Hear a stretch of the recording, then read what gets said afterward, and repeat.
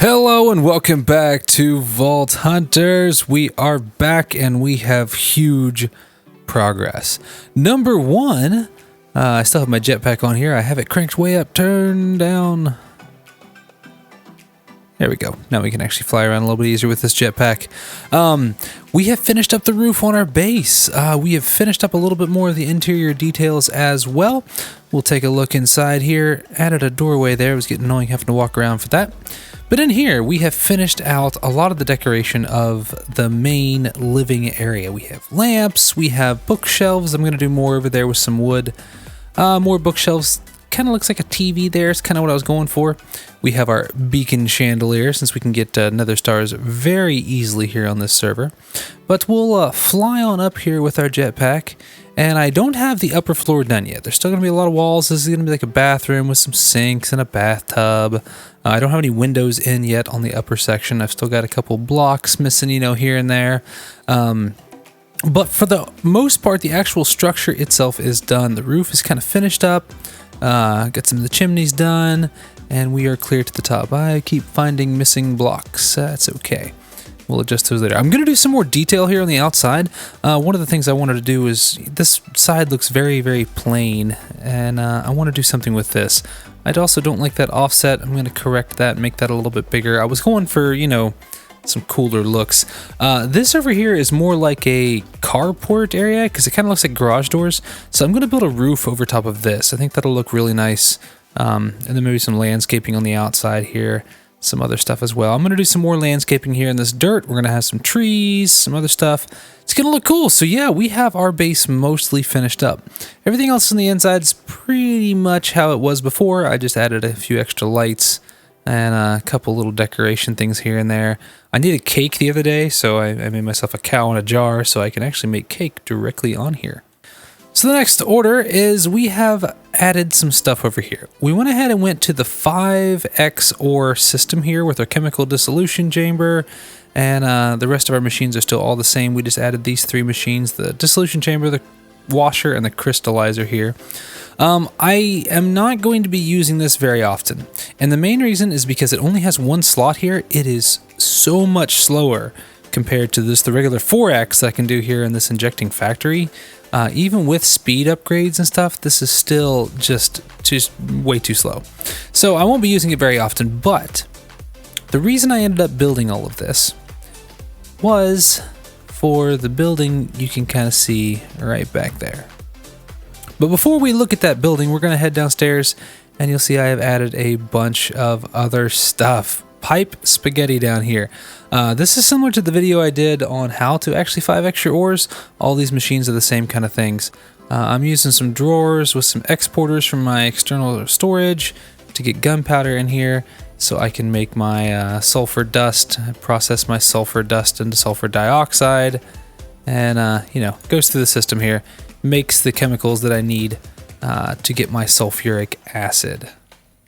And so my sulfuric acid's heading up and into our chemical dissolution, or whatever that first one is. But also, we are splitting it off. We are starting the process of making fissile fuel. And so for this one, I needed the yellow cake uranium, which is really easy. I just put regular uranium ingots into my enricher up there, and I get my yellow cake uranium. And then fluorite. Fluorite I can just mine here in the world. So those two were easy. I take my sulfuric acid, fluorite, and I get my hydrofluoric acid. Combine that with my uranium oxide, and I get uranium hexafluoride. Now, that is almost fissile fuel. We are very, very, very close to fissile fuel. We need one more machine. We need our isotropic centrifuge. This thing takes our uranium hexafluoride, which we have, and turns it into fissile fuel. We have our uranium hexafluoride. We have all of the pieces. We just need to build this one machine. So we'll take a look at our wireless crafting grid here. I did upgrade this. I mentioned that in the last episode, but yeah, this thing is lifesaver. This thing's absolutely wonderful. And so to make our isotropic centrifuge, we need lead, a basic chemical tank, but here's the problem. We need two ultimate control circuits, which require 2 echo gems a piece. The rest of the stuff's easy. It's just atomic alloy. I just smelt down the reinforced alloys. I've got all that stuff up here. And we'll go ahead and make up a couple of those. There's our reinforced alloys, super simple, super fast. Basic chemical tank, super easy, just osmium and redstone, we got tons of that. We're gonna go ahead and make 2 of those because we might need one later on. And so now we are at the point where we need the elite control circuit, and that's gonna require another reinforced alloy. Ugh. All right, let me make all this stuff up and we'll get to crafting this. All right, so now we have all the pieces. We'll hit this and we should be able to hit plus, and here we go. We have our isotropic centrifuge. Now this guy's gonna go right about here, I think. That's gonna make the most sense. Now, it is slowly running out of power because I don't have any power hooked up to it. All right, that's better. Now that I actually have power to it, that works a little bit better when you actually power everything correctly. We are now taking our uranium hexafluoride and we are making fissile fuel. Now this fissile fuel is what we are going to want to take over to our reactor. Now I think I want to pipe this clear over there, but that's going to be very expensive to make all the pipes to do that. So I may just use chemical tanks and fill them up and take them over as I need them. But let's go take a look at what I have brewing over there. So this over here is going to be my new reactor facility. I have this set up so that I have 2 reactor buildings over here. One of these is going to contain the reactor, which is that one, and this one over here is going to contain the steam turbine. These 2 things over here are going to be our cooling towers. Those are not actually used in the process, but I wanted to make this aesthetically pleasing. So we're going to have 2 cooling towers. They're going to have smoke rolling out of the top of them. It's going to look really, really cool. But yeah, so this is going to have a building in the middle of it. We're going to have additional controls, and I'm going to make up something like a control panel if I can. I want to make it look kind of cool. Maybe use some signs or some stuff from the camera mod to make it look like a real reactor control panel. But over in here, we've actually already gotten started on the reactor. Look at this guy. This is a 7x7 fission reactor. You see none of the pipes are connected right now, and that is because I don't have all of the pieces of this built yet, and it's not full of water. Now luckily I was able to craft up all of the pieces I need, and I have 28 of these fuel fission rods. I don't think I needed 28, but I kind of overbuilt there. But we should be able to go ahead and place all of these. I kind of wanted to do this with you guys together anyway. And let's get all of these placed in here.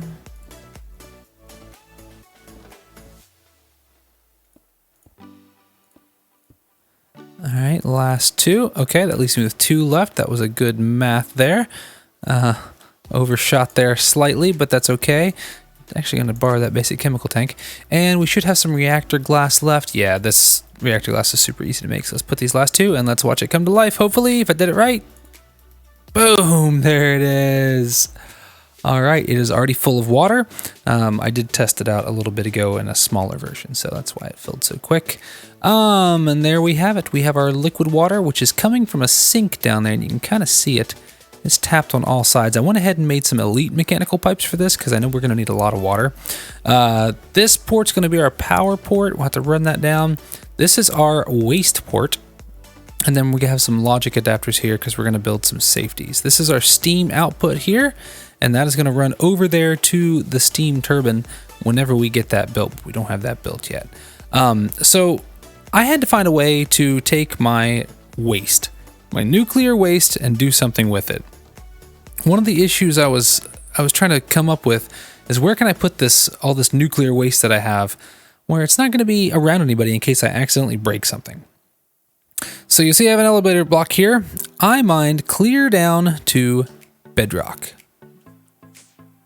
And here we are. We are at level 6 right here. You can see Y level 6, so almost just above bedrock. We are encased in lead. I don't know if it actually does provide any shielding. I don't know, but it looks, they're cool blocks. And here we have our radioactive waste barrels. This is where we're going to store all of our nuclear waste. Now, eventually, I'll probably want to go to that fusion reactor, and so then we're going to actually have to process some of this waste. But that's going to be a while. I don't know if we're going to get to there anytime soon because that requires so much resources, omega pogs, things like that.